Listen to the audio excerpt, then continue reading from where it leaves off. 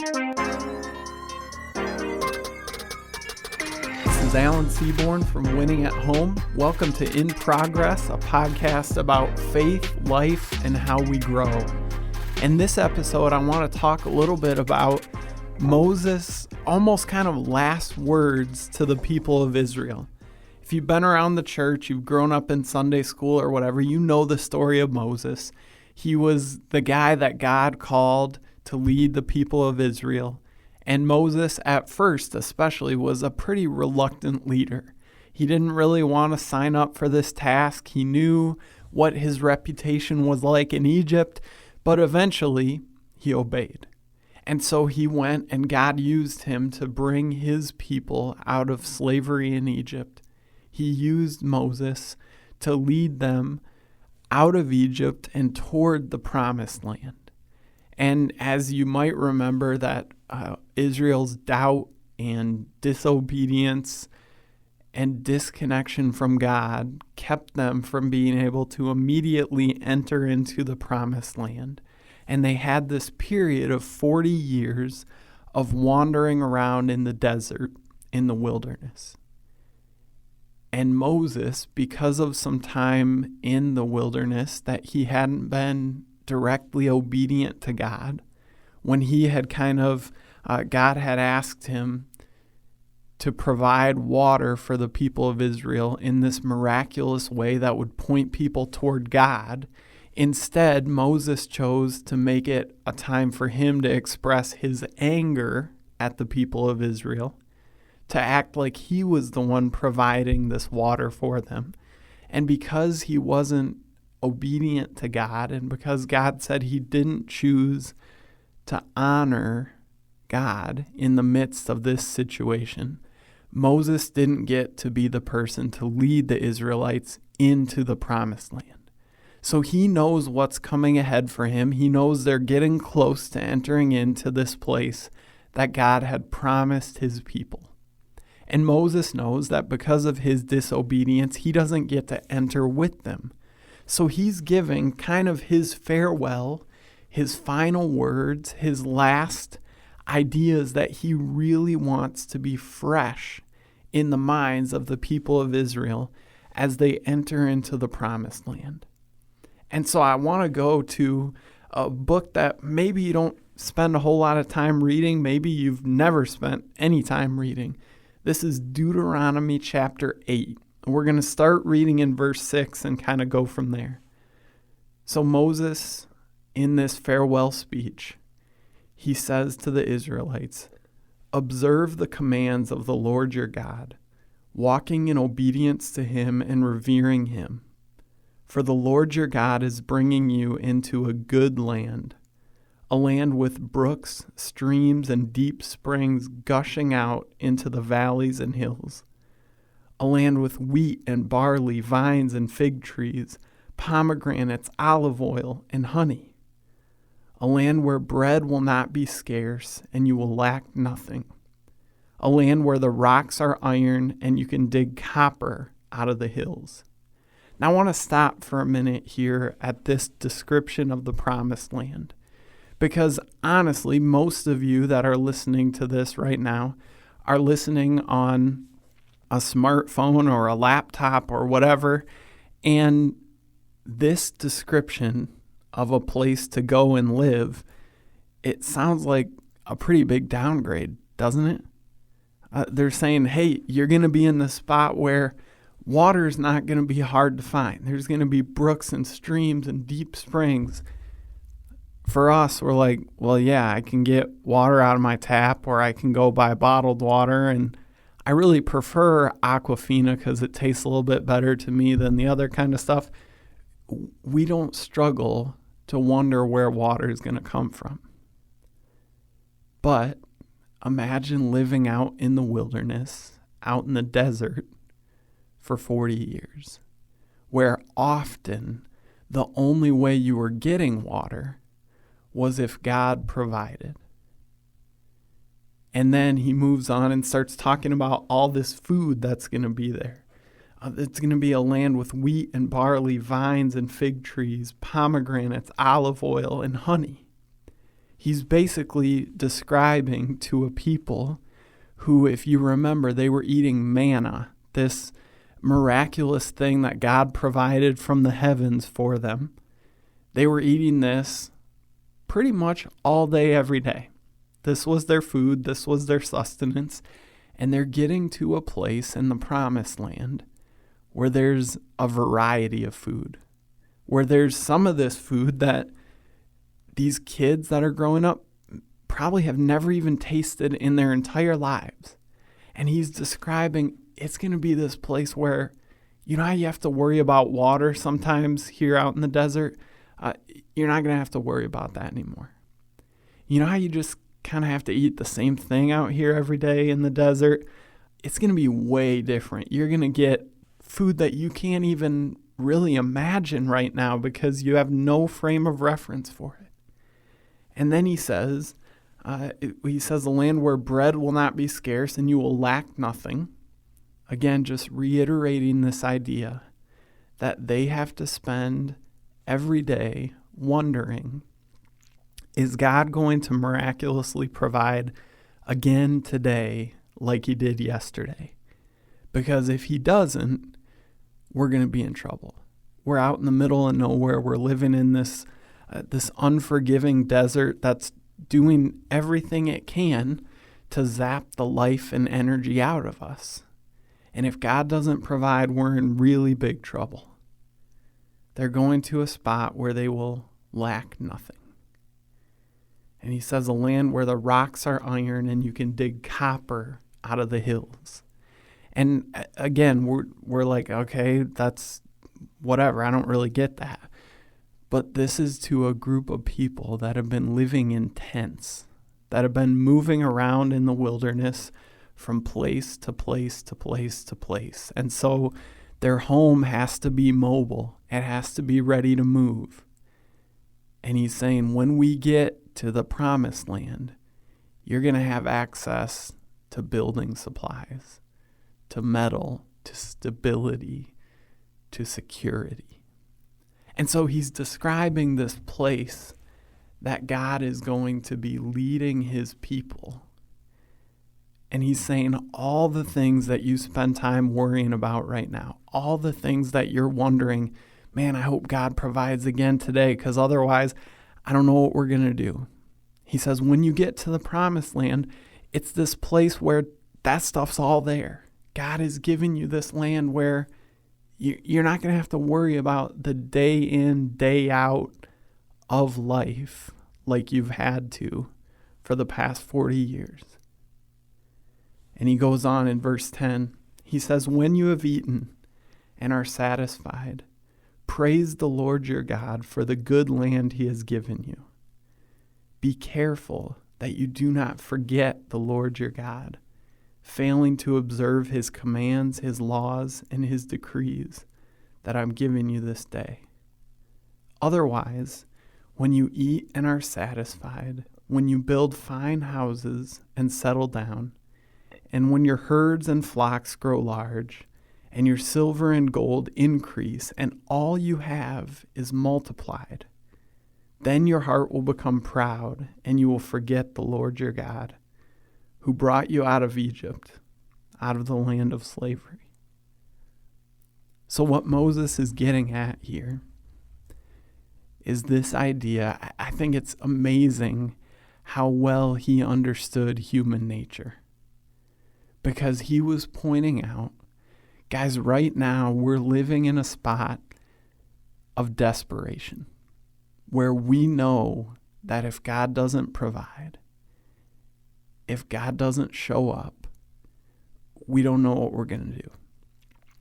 But God is leading us into a place where he's already provided all this stuff, where we're not going to have to live every day worrying this way. And he says in that moment, it's going to be really easy when life calms down, when everything becomes a whole lot easier than it has been for these past 40 years.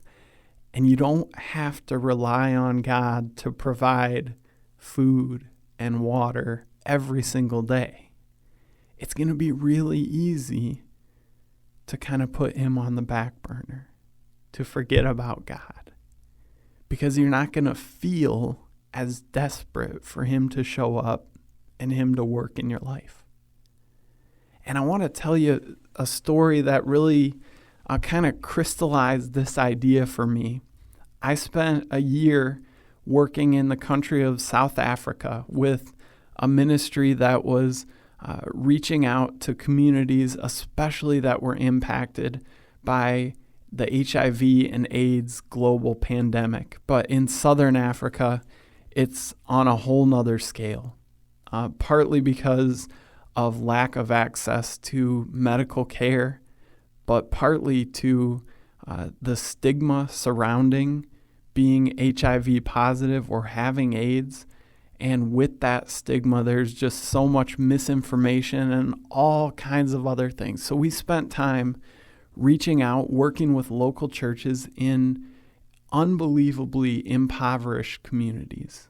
If you don't know much about South Africa, the history of the country is one where apartheid was a government institution where the people of color who lived in South Africa, which was about 80%, 85% of the population, were forced to live on about 13 to 15% of the land in the entire country.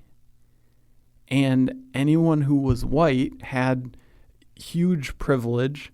That was 15 or 20% of the population, and set up cities and fancy places that anyone who wasn't white had to have an ID card, and it was dictated when and where they could go. They could come into these nice cities to work, but then at the end of the day, they had to go back into these small communities and very tight living space that was set up for anyone who wasn't white. And this was governmentally instituted, so the police and the military, everything was on board with this. And so what happened over time is these communities where all people of color were forced to live outside of these cities, you can imagine when an area is crazily overpopulated and really underserved from a government standpoint, but really from all standpoints, you can imagine the result. And in these unbelievably overpopulated spots, they call them townships there. But if you're listening and you live in America, probably the best way to picture in your head what's going on is these are slums. And so if you just look up, if you're on your phone, on your computer, whatever, if you just do a Google image search right now and search for Township South Africa, you'll get a really good visual picture of what's going on, what these townships are like. People were putting together housing with whatever materials they could find. And so you see a lot of corrugated metal roofs and walls and those kind of things, and you just little scrap pieces of whatever construction, quote unquote, material somebody could find to put a roof over there and their families' heads. And in the vast majority of these townships, there's no access to electricity or running water or anything like that, any decent medical care. And so this is where we spent a lot of our time doing ministry. And what I was doing, I was specifically working with youth to try to talk about, like I said before, there were so many misunderstandings around how HIV spread. There was so much stigma around being HIV positive or having full-blown AIDS that we really wanted to work with local churches and talk to kids about how to prevent the spread of HIV, and at the same time to share the gospel. And so we were doing this, working with local churches, and saw that for the most part, when we put on these local church events, most of the kids that showed up were kids from the church. And so we're kind of telling this message to people who have already heard it. So one time we had a band that was coming in from the United States and a radio station that was doing some broadcasts that were being played here in West Michigan. And so what I did is I went and I met with the principal of a local school in one of these townships. And I thought maybe if I tell this principal, hey, we're going to be on the radio in the United States, I would love to do an interview with you. You'll get heard by people halfway across the world. It's a pretty cool thing. I went in and met with this principal and shared, hey, we'd love to partner with your school and do an event, do a little concert. And then I'd love to talk a little bit to the students about how to prevent the spread of HIV and about how in the face of what's going on here, they can find hope in Jesus. And I didn't think it was going to work, but this principal, she said to me, oh yeah, absolutely, but we don't have to do it after school or anything. Like, I'll just make it an assembly during the day and the kids will have to come. And I said, well, do you understand? We're going to talk about Jesus and, I'm happy, but I don't know if you understand what I'm saying because I think that's not going to work in a public school. And she said, oh, that's great. Yeah, you can come, you can talk about Jesus. That's awesome. Let's do it. And I'm sitting there across the table just stunned. I don't know how many of you listening have tried to work with a public high school somewhere in the United States, but that's not how it goes. And so I thought, well, I wonder if that went so well, maybe I'll go to one of these other townships that we're working in and try the same thing. And I found with principal after principal after principal, people said, yeah, come in. You're going to do that? That's awesome. Come, please come. We'll arrange an assembly. We'll have all the students there. You can talk about Jesus. And my favorite interaction, there was one principal that I asked, and I had just met her that day. I showed up. I had set up an appointment and everything. And she looked across the table and she said, okay, do you want to do this today? And I'm blown away. I'm like, what in the world? You don't even know anything about me. You don't know who I am. This is wild.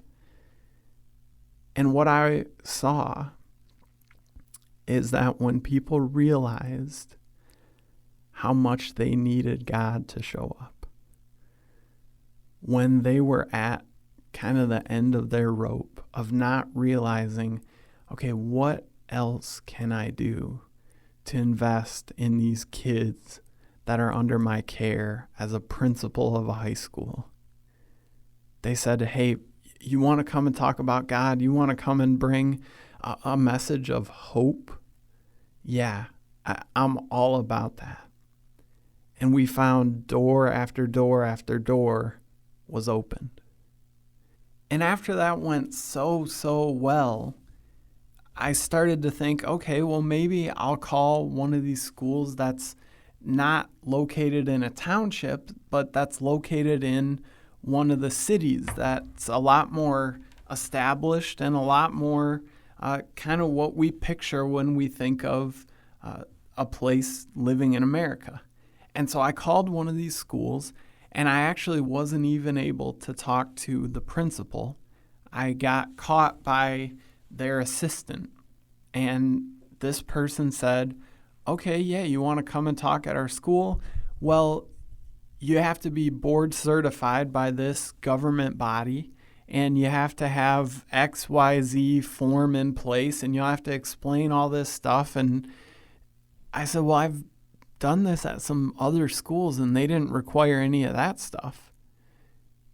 And they said, well, you're not getting in this school if you don't go through all these hoops, essentially.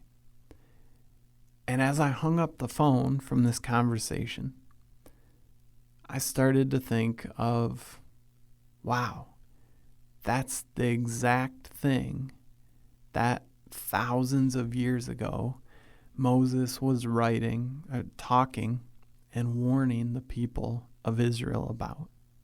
That as soon as things settle down, that as soon as things are going good to the point that we're no longer worried about how we're going to provide for our family, now our quote-unquote worry is about comfort and stability and security.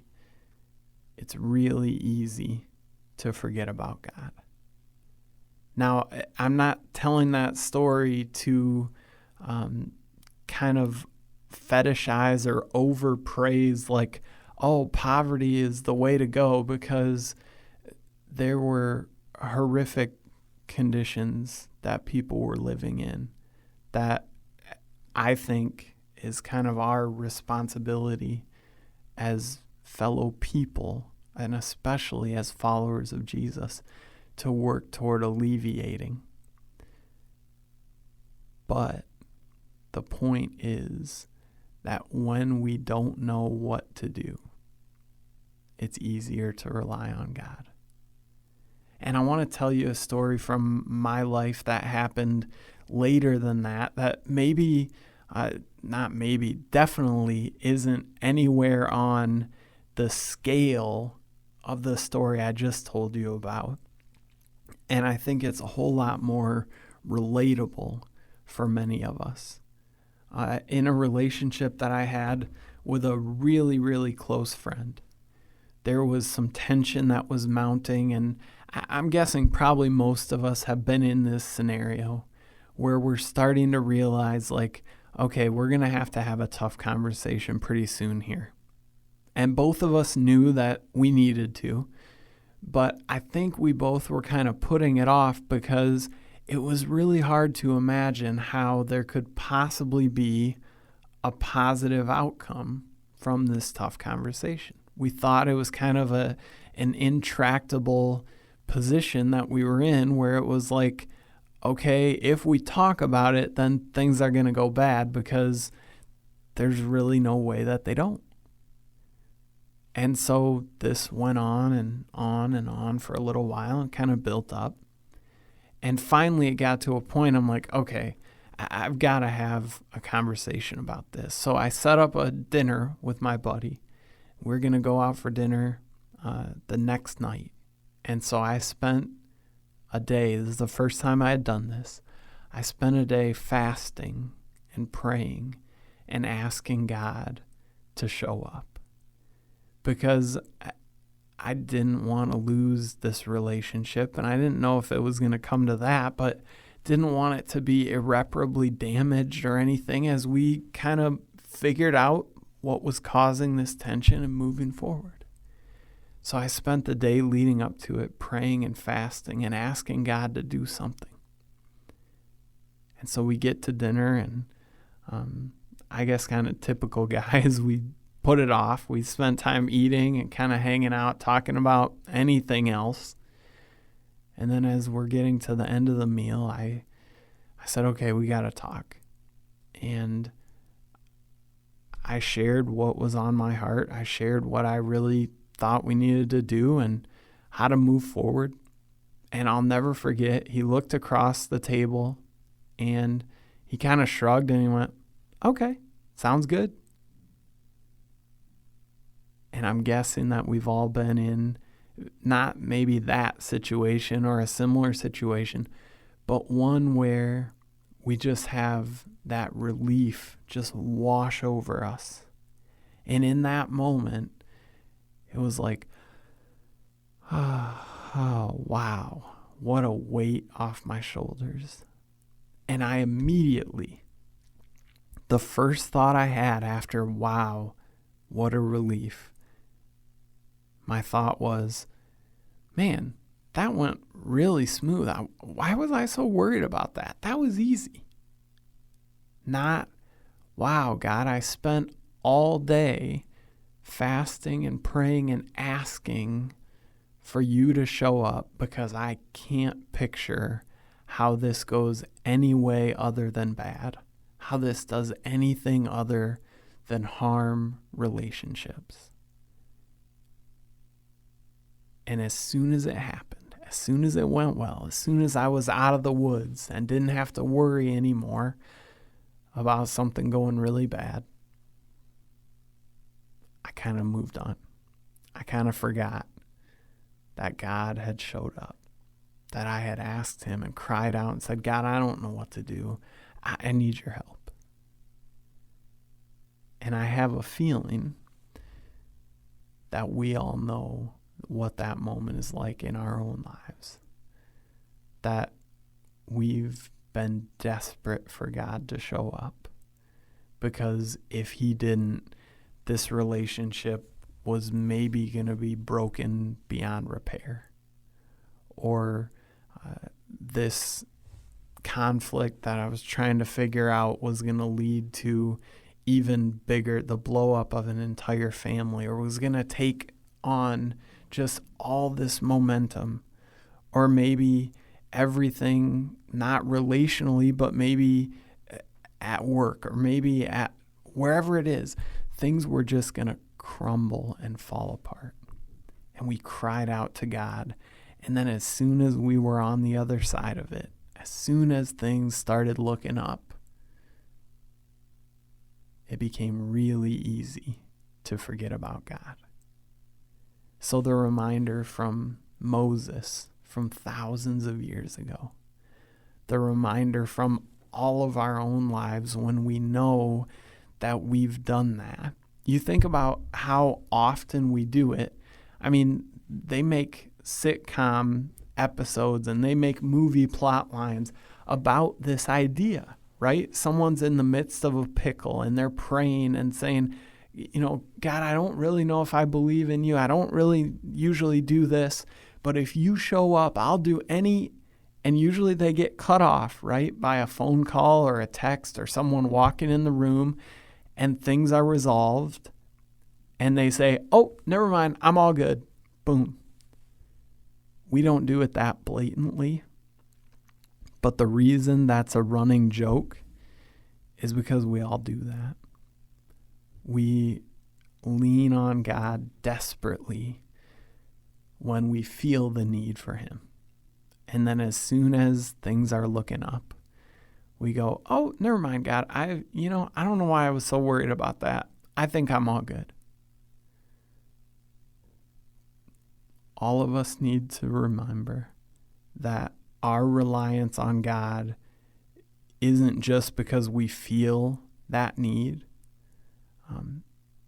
It's because of who God is and of how he shows up in our lives. And so Moses telling the people of Israel, don't forget, what he's saying is, if you don't find some way to keep reminding yourself of how God has been faithful time and time and time again, as you move forward, you're going to lose track of that and you're going to forget. And the next time you find yourself in a tough spot, you can't lean on your memory of all the ways God has been faithful. And when we do that, we know, hey, God's brought me through so much stuff in the past. Now I want to talk about that for a second, because it doesn't mean that we're going to come through unscathed. It doesn't mean that we're going to get the outcome that we want. We know that when God shows up and when God provides, a lot of times it's not in the way that we pictured, and a lot of times it's really not in the way that we wanted. But when we remember that God is faithful all along the way,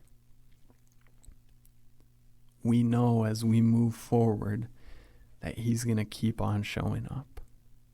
So I want to invite you, whether it's a journal, whether it's taking pictures of significant moments or significant people in your life, whether it's talking to someone about what God has done in your life, find some way to remember. Because just like Moses knew, and just like we know from personal experience, if we don't find some way to remember, we forget.